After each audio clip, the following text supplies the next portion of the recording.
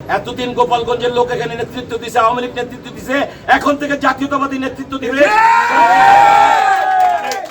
Dhaka city কর্পোরেশনে অনেক রকম কষ্টে, অনেক রকম প্রবলেমে আছে। বিশেষ করে 64-র 2 ধারা, একটা কালো আইন, এই ধারায় আমাদের অনেক ভাইকে চাকরি হারাতে হয়েছে।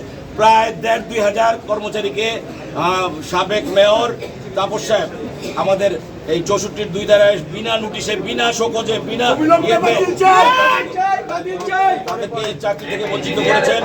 আমি শুরুতেই আমার সেই সমস্ত ভাইদের চাকরি ফিরিয়ে চাই। আর এখানে সচিব বলেন বা প্রধান প্রকৌশলী, এই দুইজনের মধ্যে আমাদের কর্মচারীদের অনেক ক্ষোভ। এরা কট্টর আওয়ামী লীগার, গোপালগঞ্জের লোক। আমরা নগর ভবনে কথা বলতে পারি নাই, আসতে পারি নাই। এতদিন গোপালগঞ্জের লোক এখানে নেতৃত্ব দিছে, আওয়ামী লীগ নেতৃত্ব দিছে, এখন থেকে জাতীয়তাবাদী নেতৃত্ব দিবে। যত বিসিএস অফিসার আসবে যারা বঞ্চিত ছিল, আমার এক friend senior state secretary 13 base, BCS 13 base, আপনারা বুঝবেন যেই 13 বেস থেকে সচিব হয়ে গেছে, এডিশনাল সেক্রেটারি হয়ে গেছে। এখন থেকে বিসিএস যারা বঞ্চিত তাদের পদোন্নতি হবে, নগর ভবনে যারা বঞ্চিত তাদের পদোন্নতি হবে। এটা আমরা জোরালোভাবে চাই, আপনারা দেশবাসীকে জানিয়ে দিবেন।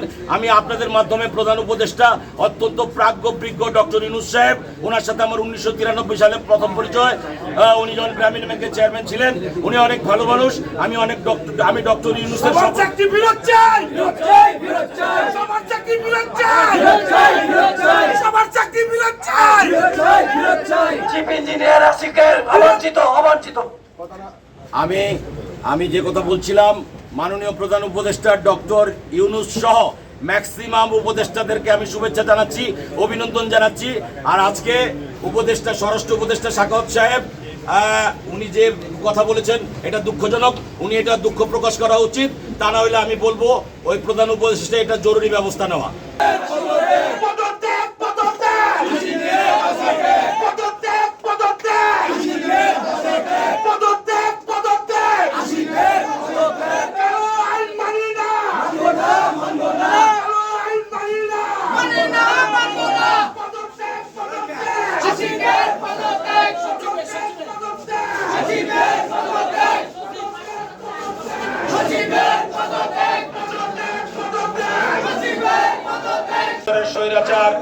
স্বৈরাচার প্রধানমন্ত্রী শেখ হাসিনা পালিয়ে গেছেন। কি আপনারা জানেন তো? 17 তারিখ সাবেক প্রধানমন্ত্রী শেখ হাসিনা পালিয়ে গেছেন।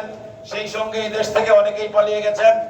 যাই হোক, যাদের মনে দুর্বলতা, যাদের মনে আছে, মনের মধ্যে দুর্বলতা আছে, যারা দুর্নীতি করেছেন, যারা অপকর্ম করেছেন, যারা কোটি কোটি কালো টাকা কামিয়েছেন, তারা অনেকেই পালিয়ে গেছেন। আর অনেকে সাইজ হয়েছেন, অনেকে সাইজ হয়ে হাসপাতালে ভর্তি আছেন। আপনারা হয়তো জানেন কিনা, টিপি হারুন, পুলিশের টিপি হারুন এয়ারপোর্টে পাবলিকের জুতার বাড়ি খেয়ে, অসংখ্য জুতার বাড়ি খেয়ে পুলিশ হাসপাতালে আইসিইউতে ভর্তি আছে। ঠিক আছে, তো যাই হোক, এরকম অনেক ঘটনা ঘটেছে। আর ঢাকা সিটি কর্পোরেশনে বিগত দিনে অনেক অন্যায় হয়েছে, অনেক অত্যাচার হয়েছে। আমার শান্তিপ্রিয় কর্মচারী ভাই বোনদের উপরে অনেক অত্যাচার হয়েছে। 64-র 2 ধারায় একটি কালো আইন, ঢাকা সিটি কর্পোরেশন চাকরি বিধিমালায় অন্তর্ভুক্ত করে এই 64-র 2 ধারায় বিনা নোটিশে, বিনা শোকজে অনেক ভালো ভালো কর্মচারীকে চাকরি থেকে অপসারণ করা হয়েছে।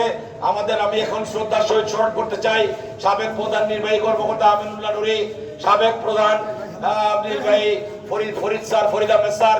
আমি শ্রদ্ধা জানাই বর্তমান প্রধান নির্বাহী কর্মকর্তা জনাব মিজানুর রহমান স্যার। আমাদের এই সিটি কর্পোরেশনটা মূলত এখন পর্যন্ত দাঁড়িয়ে আছে, টিকে আছে প্রধান নির্বাহীদের জন্য।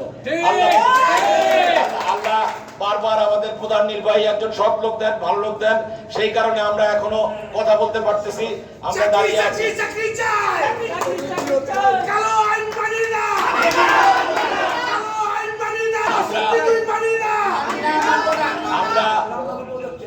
আমরা এখানে আমাদের বহুত কর্মকর্তা কর্মচারী, আমি প্রথমেই ধিক্কার জানাই ঢাকা সিটি কর্পোরেশনের গত 4 বছরের স্বৈরাচারী সচিব আকরামুজ্জামানের প্রতি আমি ধিক্কার জানাই। এই আকরামুজ্জামান এবং ব্যারিস্টার তাপস কর্তৃক আনিত চিফ ইঞ্জিনিয়ার, তথাকথিত চিফ ইঞ্জিনিয়ার আশিক, আমি আশিকের বিগত কর্মকাণ্ডের প্রতি নিন্দা জানাই। আশিক